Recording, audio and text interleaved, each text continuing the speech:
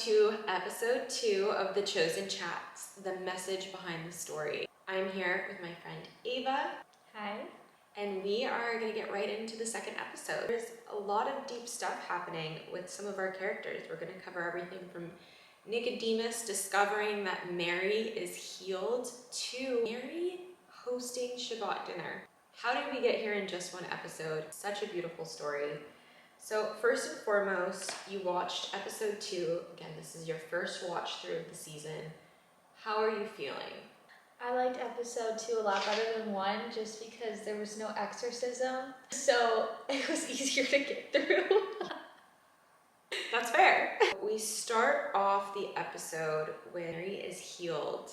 You are going to see Nicodemus finding out that Mary is healed. You have one of the priests who witnessed her just at the hair salon. She's at the hair salon living an ordinary life. How did we go from this woman who was drunk all the time, she was hanging out in bars, and she was sleeping with men, and she was literally possessed by 7 demons? Nicodemus goes to perform an exorcism, and the demons just basically laugh at him. So how does she get here? Minds are can't wrap their minds around it. And you see the priests assume that whatever Nicodemus did had worked, which is hysterical because we know that that's not the situation at all. It's funny how excited they were. Go tell everybody, hey, our teacher. And he was like, actually, let me just go confirm this and see it for myself. He had less faith in himself. I think that's the first time you really see him doubt himself. He was doubting his faith in the last episode, and now you kind of see him believing that maybe there was another higher power involved here. So we see Nicodemus confront Mary, begging her for answers. And you just see her face light up. This is the first time that we're actually seeing Mary and not Lilith. She doesn't know why she's telling him this, and she doesn't know the person that has saved her, but she'll never forget him. And I thought that that was really powerful because that's not always the situation in our lives. There's plenty of times where God gives us miracles and gives us blessings, and it doesn't take long for us to turn away and forget about God. And that's something that's truly beautiful about Mary's faith. Something I heard once that I've never forgotten is that miracles don't breed faith. And you see that time and time again in the Bible. God performs miracles for people in the Bible over and over and over again, and how quickly they revert to worshiping false idols or in sin or forgetting about him. And you see Mary went through this struggle, and she has fundamentally been changed. That is not always the case in our faith. So that again is one of the million reasons I love Mary Magdalene. I think he referred to her at first as Lilith, right? And she was like, I don't know who you're talking to. That's not my name. And I'm going to be referencing this book a lot during our series. I encourage you to get it. It's available on Amazon. It is the official Bible study from the show The Chosen. This is season 1's book, and it really brings up a very beautiful point that I actually brought up in the last episode. It talks about the different kinds of people and their walk in faith. It talks about prideful people. They tend to see themselves as being already worthy of God's love and approval. You see that with Nicodemus and all of the religious leaders throughout this entire series. It actually infuriates me. I tell Cody all the time that whenever the religious leaders come up on the screen, I can't stand watching them.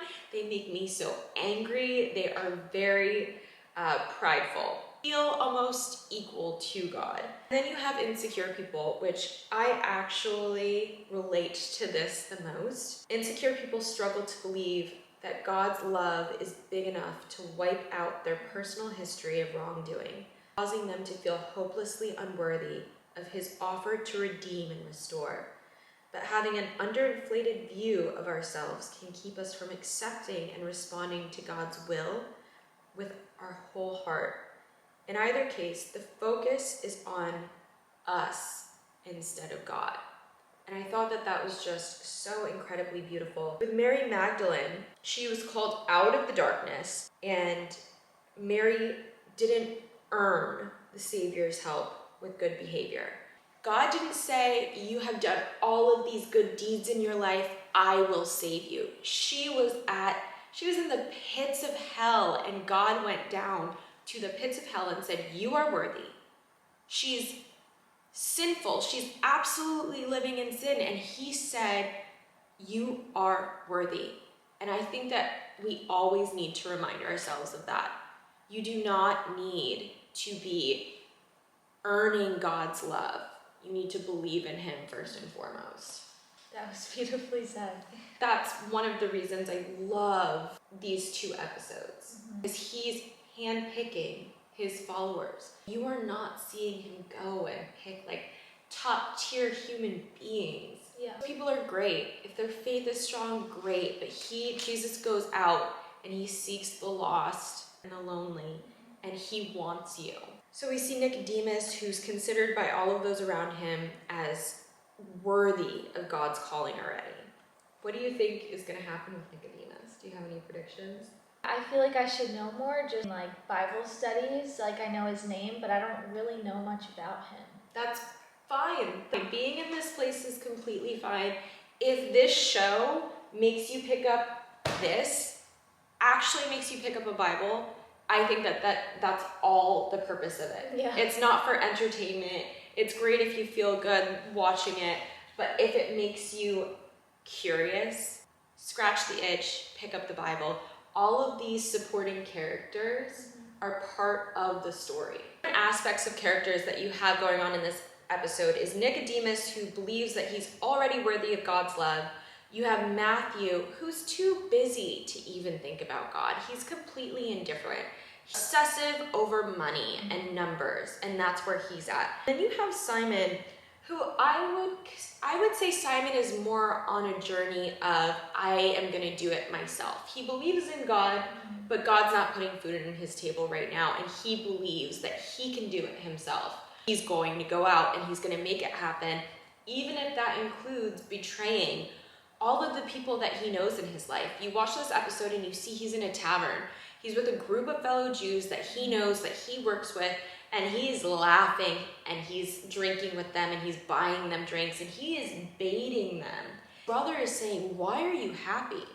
We're about to betray all of our friends right now, and I will do whatever it takes to put food on our table and to make him rich. Those are his list of important deeds. Like, he wants to put food on his table, provide for his family, and he wants to be rich at anyone's expense. So we're about to see a huge character arc with all of these individuals. Mary hosting Shabbat dinner. As we go through this series, I am learning so much, and I think that's why I want to do it from a place of, I'm not a preacher. I'm walking this journey. I've just started it. I've been a Catholic my entire life. But I have reached a point in my life where I am so much more curious and hungry for God, and I'm learning the Bible on a deeper, more understanding level. I think when we're younger, maybe we just, read the Bible and check it off the to-do list. And now it's more of a deeper understanding for my soul. How often do you currently read the Bible? I couldn't tell you the last time I did. Yeah. In college, they were required classes to take Old and New Testament. So unless it's specific Bible verses, pop up on my phone for like the verse of the day, or in church, like just not really gonna pick up the Bible and read it. I can understand when you threw it in a work sense that it might diminish your ability to fully absorb it in the way that God intended. At a different stage in my life where I think that I'm asking more questions and I want to understand, and I've always felt like reading the Bible is scary in the sense that God's word is scary to me. It is intimidating. You see God get angry. It's a vicious cycle when you are faced to look in the mirror and see your actions aren't walking in line with your faith. That's a hard reality to face. Have you picked up the Bible at all through watching this series, like mid-episode?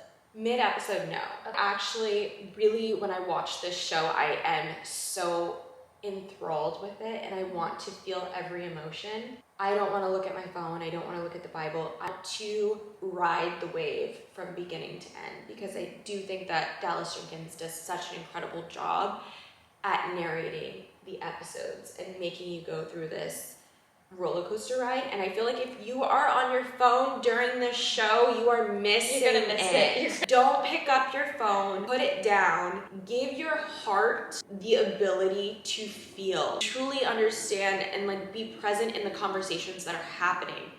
You are witnessing a bunch of men and women put down their lives to follow Jesus, and Jesus can't always answer their questions. Sometimes it seems in this series that he's speaking to them and he doesn't know how to speak human. He doesn't know how to speak to humans because he's talking. And they will say to him repeatedly, over and over and over again in this entire series, Rabbi, I don't understand. You explain it differently, consistently. And you see his frustration. It's constantly that there's only so much he can say, right? He can't tell us the full plan because he can't emotionally take all of that. There'll be several times in this series that Jesus is telling his disciples, I will not always be with you. And they just look at him, and it's like it just goes right over their heads. We know, because we know the story of Jesus, what is about to happen. He tells them over and over again that he will die. I am that man, I will not always be with you, I will die. And they just stone-faced. So just allow yourself to be present in the episode. Feel it, understand it. If you have questions, write them down and address them later. There's plenty of questions that I have throughout this series, more so on like background and history. Understand it, and that's why watching it through the second time is more fun for me, because I know the character development. I like my characters now. I understand them better, and then I'm going back and I'm also reading about the history. For example, I start the episode with a flashback. The flashback is no one in present day. I didn't realize that the first time around. 1,000 years prior, an early Shabbat. I learned that Shabbat was started because of the laws Moses presented to the people. It was giving early background on Shabbat and why, how long it's been important and why it's important to the Jewish people. What episode do you feel like hooked you? My favorite episode is where Jesus confronts the woman who bled for 7 years. That conversation, oh my gosh, can't imagine hearing those words from Jesus. How earth-trembling that would be for a person to hear those words from Jesus. So that is my all-time favorite episode, probably in season 3. Okay. Yeah, we've got a bit to go. Jesus is going to be performing a lot of miracles before we get to the woman who bleeds for 7 years. Could you imagine bleeding for 7 years? Literally no. No. 7 days, I'm like, take me to the doctor, something's wrong. Yeah. Yeah. What got you into watching The Chosen? Great question. So the reason I started watching it is because for a while I've been seeing clips on Instagram. Clips were just calling for me. They were just truly calling my name. I was consistently reposting them on my Instagram stories. It was like, this is so beautiful. It was a show called The Chosen. I figured maybe it was just like this tiny little show. I had asked Cody about it and he was like, yeah, I've heard about it. I haven't watched it. So I asked him if we could give it a try and he's like, absolutely. So he decided he wanted to put on, I think just like a random episode in season 3. He just wanted to pick up in the middle. When shows develop, they have obviously a small budget in the beginning and then the budgets grow based on the popularity. So he wanted to go into it looking at like a full production and not like a low budget.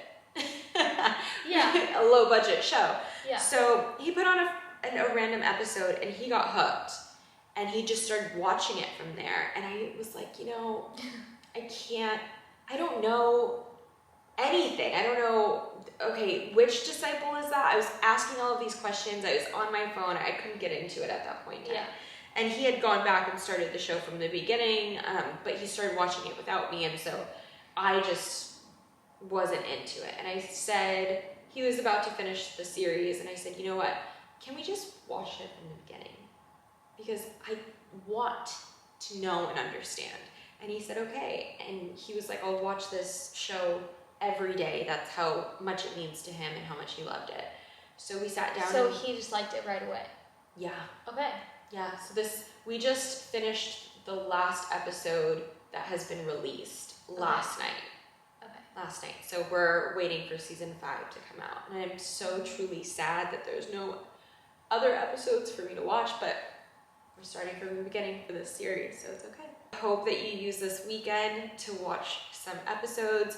Just go into the comment section. I want to hear all of your thoughts on the first 2 episodes and what we could do for you guys during our chosen chats. So in the meantime, you can find the link to the show in the caption, along with the link to the Bible studies and my